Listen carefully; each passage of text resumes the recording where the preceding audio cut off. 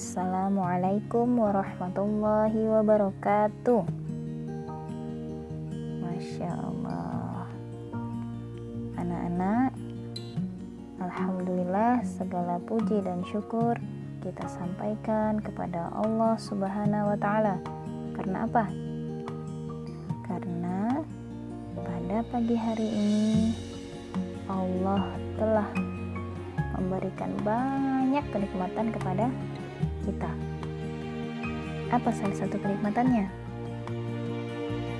Allah telah membukakan mata kita, membangunkan kita dari matinya kita. Kok mati, Ustazah? Iya, ketika kita tidur, maka itu adalah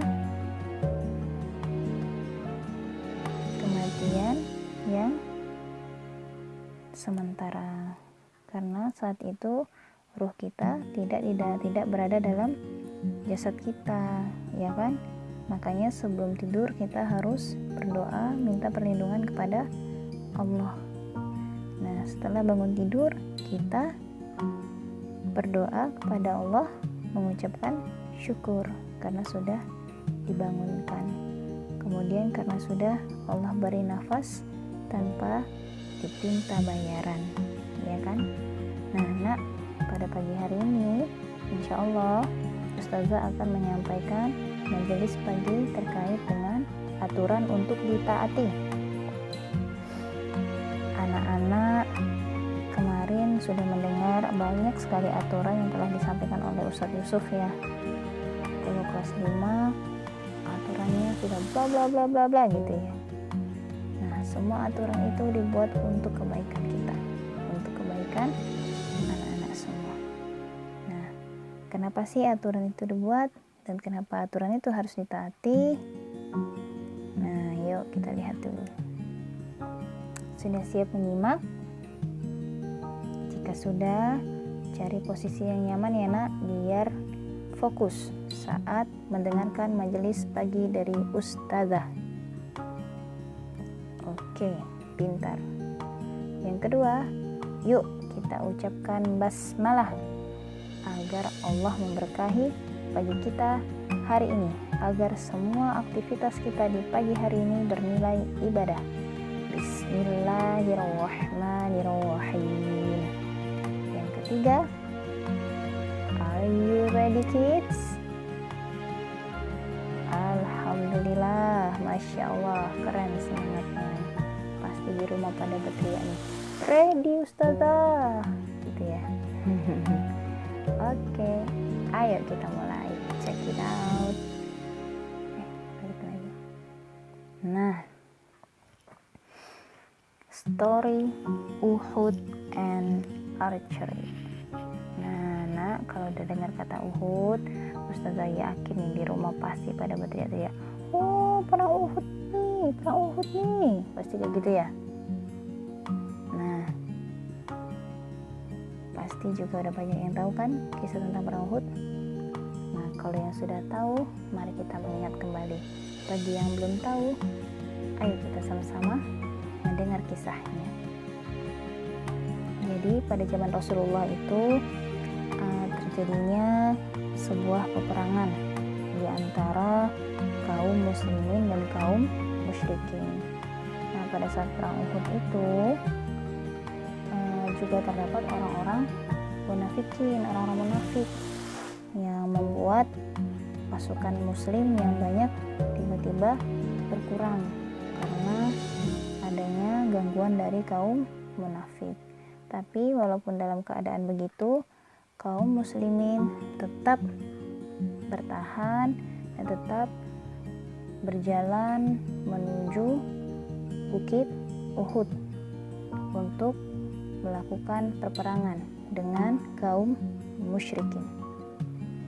Nah, ketika sampai di Bukit Uhud, Rasulullah menyampaikan sebuah strategi dan memerintahkan pasukan kaum muslimin untuk membelakangi Bukit Uhud dan menghadap ke Madinah. Rasulullah SAW juga menempatkan 50 orang pemanah untuk berada di bukit puncak Ainan, di puncak bukit Ainan. Nah, tugas para pemanah ini yang dipimpin oleh Abdullah bin Jubair radhiyallahu anhu. Nah, mereka ditempatkan di sana agar dapat melindungi kaum muslimin yang berada di bawah bukit dari serangan kaum kafir Quraisy yang mungkin nanti dilakukan dari arah belakang kaum muslimin. Nah, jadi Rasulullah itu menempatkan para pemanah itu agar melindungi para kaum muslimin saat berperang di bawah, kayak gitu. Nah, Rasulullah sangat melarang keras para pemanah ini untuk meninggalkan tempat mereka meskipun dalam keadaan genting, dalam keadaan yang yang parah gitu, kecuali Rasulullah kasih perintah, Rasulullah kasih aba-aba untuk turun dari puncak bukit. Nah, jadi Rasulullah itu melarang para pemanah untuk meninggalkan tempatnya. Rasulullah SAW bersabda, meskipun kalian melihat kami disambar burung, janganlah kalian meninggalkan tempat kalian ini sampai aku mengutus utusan kepada kalian. Meskipun kalian melihat kami telah berhasil mengalahkan mereka, maka janganlah kalian meninggalkan tempat kalian ini sampai aku mengutus utusan kepada kalian. Hadis riwayat Al-Bukhari. Nah, jadi Rasulullah itu meminta kepada para pasukan pemanah untuk tidak turun dari tempatnya, maupun dalam keadaan kalah ataupun keadaan menang. Jadi tetap berada di tempatnya sampai Rasulullah memberikan perintah, mengirimkan utusan kepada pasukan pemanah untuk meninggalkan tempatnya. Nah, namun setelah peperangan ini terjadi, maka ternyata pasukan muslimin mengalahkan kaum Quraisy. Kaum Quraisy itu terbirit-birit, terkocar-kacir dan tidak mampu untuk melawan kaum muslimin. Nah, saat itu kaum musyrikin mulai mundur dari peperangan. Nah, saat mulai mundur dari peperangan, maka kaum muslimin itu melihat keadaan bahwa kaum muslimin itu sudah menang. Maka pada saat itu kaum muslimin berteriak, termasuklah para pemanah. Apa yang dikatakannya? Ghanimah, ayo kawan-kawan, ghanimah, katanya. Tahu ghanimah? Ghanimah itu adalah harta rampasan perang. Teman-teman, kalian sudah menang, tunggu apa lagi? Mendengar ajakan ini, kemudian salah satu sahabat Abdullah radhiyallahu anhu berusaha mengingatkan kepada para pasukan pemanah tadi, apakah kalian telah lupa pesan Rasulullah SAW kepada kalian? Kemudian para pasukan menjawab, demi Allah kami akan mendatangi mereka kemudian mengambil ghanimah. Lalulah para pasukan itu bergegas meninggalkan tempat dari puncak bukit tadi dan melanggar pesan Rasulullah SAW. Mereka ikut turun dan mengumpulkan harta rampasan perang dari kaum musyrikin tadi, kaum Quraisy tadi. Nah, melihat kaum muslimin itu sibuk dengan ghanimahnya, akhirnya salah satu kaum Quraisy yang bernama Khalid bin Walid sebagai komandan dari kaum tersebut dalam perang itu tidak menyia-nyiakan kesempatan emas itu. Dia memerintahkan pasukannya untuk kembali ke medan tempur, kemudian mendapatkan serangan dadakan dan tak terduga, sehingga kaum muslimin yang tadi sibuk lagi mengumpulkan harta rampasan perang tiba-tiba kocar-kacir ke sana kemari, sehingga kondisinya jadi kacau dan tak terkendali. Dan hampir saja Rasulullah terbunuh akibat dari tidak adanya perlindungan para pasukan pemanah, karena di bukitnya sudah tidak sama lagi jumlahnya, karena banyak yang turun ke bawah, turun ke bawah bukit untuk mengambil harta rampasan perang, sehingga Rasulullah mengalami banyak luka-luka. Nah, dari kisah perang Uhud itu, anak-anak, apa sih yang bisa kita ambil pelajaran ketika para pemanah tidak mengindahkan perintah Rasulullah, ternyata membuat kerugian bagi kaum muslimin dalam perang tersebut. Banyaknya kaum muslimin pada saat itu, sahabat-sahabat yang meninggal dunia, yang syahid. Kemudian Rasulullah hampir saja terbunuh karena tidak ada dapat perlindungan dari para sahabat-sahabat, khususnya kaum pasukan pemanah. Nah, anak-anak, ternyata begitu pentingnya sebuah ketaatan untuk sebuah aturan, ya, ketaatan dalam aturan. Karena kalau pasukan pemanah tadi taat kepada Rasulullah, kemungkinan tidak akan terjadi kejadian yang menimpa Rasulullah. Tapi qadarullah, itulah pelajaran yang Allah tetapkan untuk kaum muslimin pada saat itu. Nah, Imam Hasan al-Banna telah mendefinisikan atau mengartikan taat itu adalah menunaikan dan melaksanakan perintah dengan serta-merta, baik dalam keadaan sulit maupun senang, baik dalam keadaan semangat maupun terpaksa.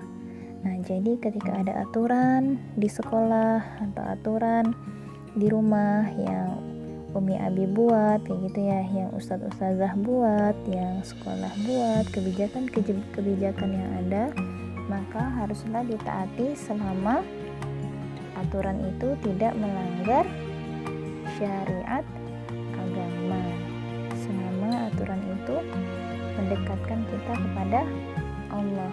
Walaupun kita nggak suka nih dengan aturannya, tapi dengan kata taat, maka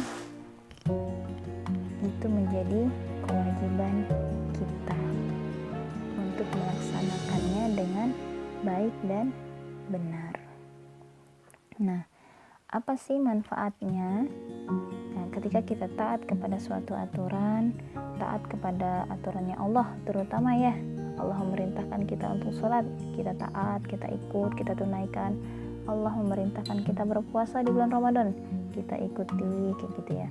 Maka manfaatnya adalah kita akan mendapat cinta Allah.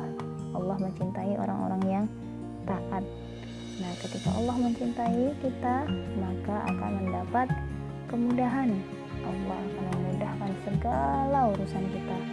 Jadi kalau anak-anak mau mengerjakan PR, atau anak-anak dalam menuntut ilmu, menerima pelajaran dari ustadz-ustazah, Allah mudahkan untuk mengingatnya.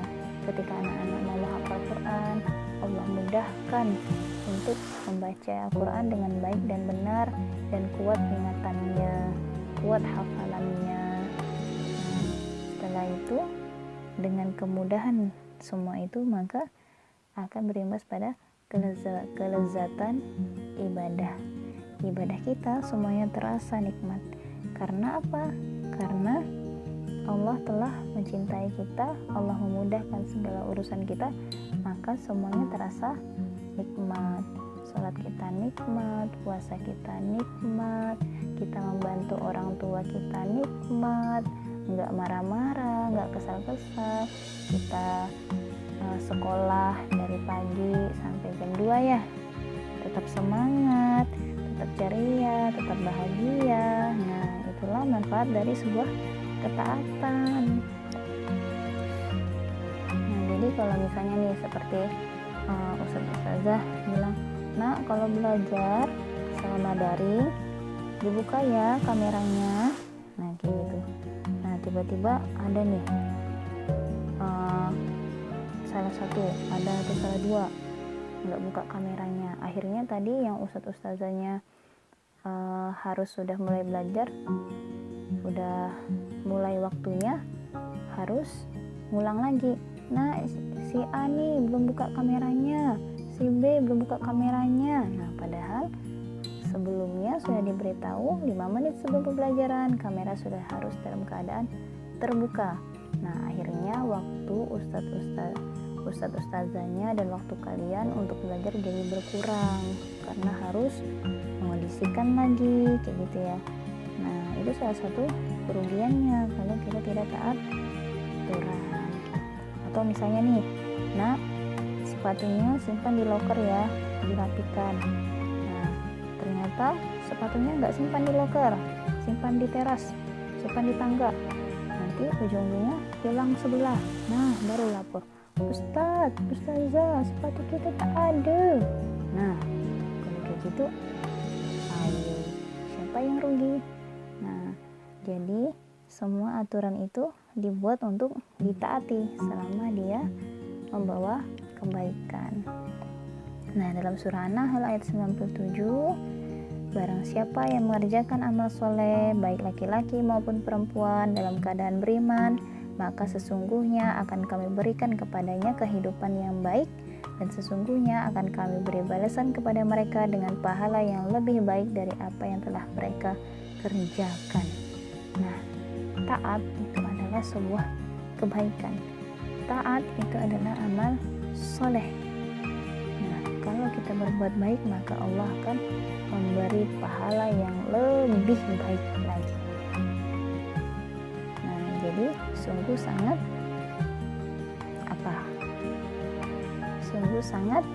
bahagia, sungguh sangat menyenangkan ketika kita taat, maka kita akan mendapat banyak pahala.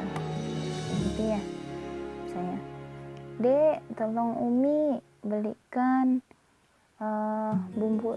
tepung bumbu ayam di toko. Iya Mi, gitu. Nah, kan kalau misalnya langsung bergerak, langsung beli, makanannya jadi cepat jadi, ayamnya langsung jadi, ayam gorengnya. Tapi kalau misalnya bilang, ntar lo Mi, nah tuh udah berapa lama lagi waktu yang terbuang, ya kan? Nah, itu menjadi sebuah kerugian. Oke, lanjut. Nah, dari Al-Hasani rahimahullah menafsirkan firman Allah dalam surah An-Nahl ayat 97, pada kata hayatun thayyibah adalah kami akan rezekikan kepadanya ketaatan yang dia nikmati kelezatannya di dalam dadanya. Nah, maka ketika kita banyak beramal soleh, kita banyak berbuat kebaikan, maka akan Allah turunkan rasa taat di dalam hatinya. Jadi jangan pernah menganggap remeh sebuah kebaikan walaupun itu kecil. Contohnya memberi makan kucing di rumah, atau kalau ada jarum di lantai, diambil jarumnya, disimpan di tempat yang tidak berbahaya bagi orang lain. Nah, seperti itu. Oke. Tersebab taat, maka akan tampak di dalam diri seseorang. Karena dia taat, maka akan tampak bahwa dia orang yang menjaga adab. Karena taat, akan tampak dalam dirinya dia tidak akan curang dalam jual beli, atau tidak akan curang misalnya sedang ujian walaupun tidak diawasi oleh ustazahnya. Nah, begitu. Tidak curang dalam apapun. Kemudian karena dia taat, maka akan tampak dalam dirinya dia akan menjadi seorang pemimpin yang adil, atau bisa juga adil dalam dirinya sendiri. Tidak berlebihan dalam bermain, tidak berlebihan dalam makan, tidak berlebihan dalam olahraga. Nah, karena segala yang berlebihan itu tidak baik. Kemudian berakhlakul karimah, berakhlak yang baik, sopan, santun, ramah, tamah, menghargai orang yang lebih tua, menghormati orang yang lebih tua, menghargai teman, gitu, menyayangi yang kecil, gitu kan. Nah, itu adalah salah satu dampak dari kalau kita taat terhadap aturan. Oke anak-anak, insya Allah majelis pagi kita hari ini sudah cukupkan. Terima kasih sudah mendengarkan dengan baik. Terima kasih anak-anak sudah menyediakan waktunya untuk mendengarkan majelis pagi hari ini. Mudah-mudahan kita semua menjadi orang yang taat karena Allah, taat aturan, dan bisa menjalankan kehidupan dengan lebih baik sesuai dengan yang Allah perintahkan. Good morning. Assalamualaikum warahmatullahi wabarakatuh.